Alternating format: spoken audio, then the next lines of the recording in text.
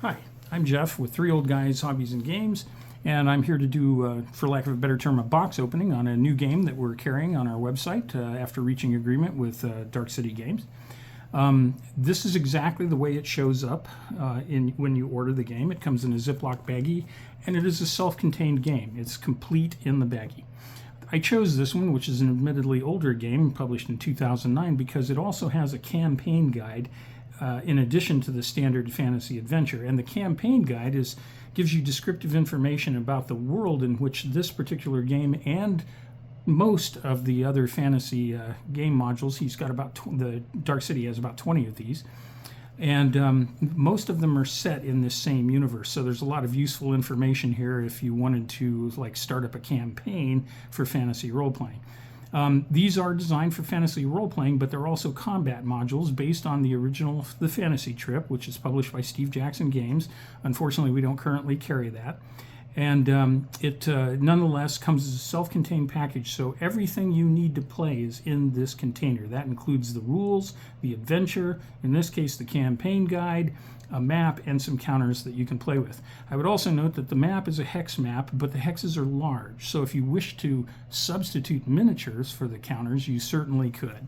This is the front of the thing, and then on the back here we have a description of what it is, and also a mention that it contains a campaign guide. And as you can see, it's designed for use with the original Fantasy Trip, or the current one. It's all good. The game is, like I said, a self-contained unit. So you get the booklet, you get a map, you get counters. We'll set those aside and talk about those in a moment. Most of the game books start off with the rules and then go straight into the adventure. This one's a little different because it does, in fact, have the campaign guide for Red Point.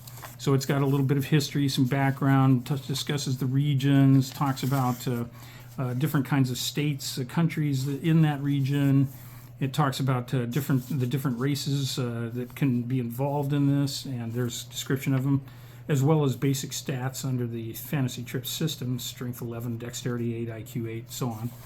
And then it goes on to discuss things about Red Point itself, the Thieves' Quarter, quarters and locales, places in the city that you might go and visit. The thing continues on with the description of the quarters and talks about things like magic and religion and how they feel about it, economics, and so on. After you finish the campaign guide, you come to the rules section here. And basically what it does is it describes how to play the game. Everything that you need to play is right here in this booklet. So you do not need to go out and buy a separate book or a copy of the rules for the Fantasy Trip or anything else. Everything is here. And it talks about all the different ways to engage in combat, and then it talks about weapons, and it gives ratings for the weapons, talks about armor and gives ratings for the armor, and then it talks about the skills that you might have as a character in order to apply to this adventure. Then it goes into discussion of magic, so it has different kinds of spells listed, different styles of spells, and then there's a complete listing of all the spells that are available in the game. And this doesn't really change much from game to game. Once you've read the rules for one of these, you've pretty much read the rules for all of the fantasy ones. Dark City also publishes science fiction and Western games, and they'll have the same kind of thing with rules and all this, but for example, the Westerns won't have magic spells probably. It'll have, but it will have things like what a Winchester can do at range, and so on and so forth. Once you get through the rules, you come into the adventure. You'll be listed certain things, creatures that you might run across in the game or be able to summon magically. But then after that, you go into the adventure, and it describes exactly how to play the adventure, how to follow it, what plot words are, how to use the game board and the counters, and so on. It's a numbered paragraph system, so it is completely, absolutely available for solo play. You can play this by yourself because it's a programmed adventure. Or you could get together 3 or 4 of your friends and have one of them serve as the game master, and the game master can guide the team through. And of course, because he's a game master, he can react and change things around a little bit, so you actually get some replay value, even if you'd already played this thing solitary. Once you get through all the paragraph entries, and it'll make you jump around because that way it's impossible for you as a solo player to read ahead.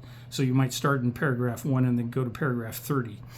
But once you get through that, there's a map of Red Point and a map of the region that it's set in, the Storm Peak Peninsula, and a map of the entire world down here in the corner.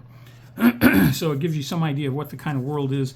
And also, if you go to the Dark City Games webpage, you can find a web discussion of the world, and it has like a world map that shows where all the adventures are set in the fantasy world. Here's the counters. Unfortunately, Dark City Games doesn't offer die cutting at this time, but I'm sure eventually they will. However, these are very easy to cut in terms of using a knife and a straight edge, or using a pair of scissors even will work as long as they're sharp. And at that point, you can separate these guys out and use the counters to represent the players and the monsters that they confront, and so on and so forth. The map is a composite map, if you will, designed for the entire adventure, so you'll see it'll have different kinds of terrain and some features in there, and it'll also have letters at various places on the map designed to help you set up what goes where on the map. And again, like I said, you'll see different terrains. On the previous side, we saw that it was cobblestones, and here it's dirt and dirt road and all that. A couple of pigs and sheep on this side, sword. And the whole thing folds out to a size like this, so it's absolutely possible to play this on a typical desk without having to set up a play table anywhere. The other nice thing about this is, as I pointed out earlier, the hexes are quite large, so you could actually put miniatures on this map and use miniatures to play it instead of cutting up the counters, if you prefer to do it that way. I gotta say, as a personal recommendation, I've been playing Dark City Games for a number of years now, and they are outstanding. They play fast, they play interestingly, and there's always lots going on. The nice thing about it is lots of replay value. There's opportunities here to do a group play as well as solitaire, and the campaign guide in this particular one is interesting, fascinating even, and well worth the time and effort to get it. The price point on these games is $15, and it's $15 for this one just like it is for the others, and this one of course has the campaign guide. So it's something that you might want to take a very hard look at. You can find them on our webpage, and you can find them on the Dark Cities Games webpage. And we will have most, if not all, of their games on at all times. But for the most current games, you'll definitely want to go and check out Dark City Games. So that's pretty much it for this. If you enjoyed this, please feel free to hit the like, and we'd always like to see you subscribe and find out more about games as we do this. Thank you very much.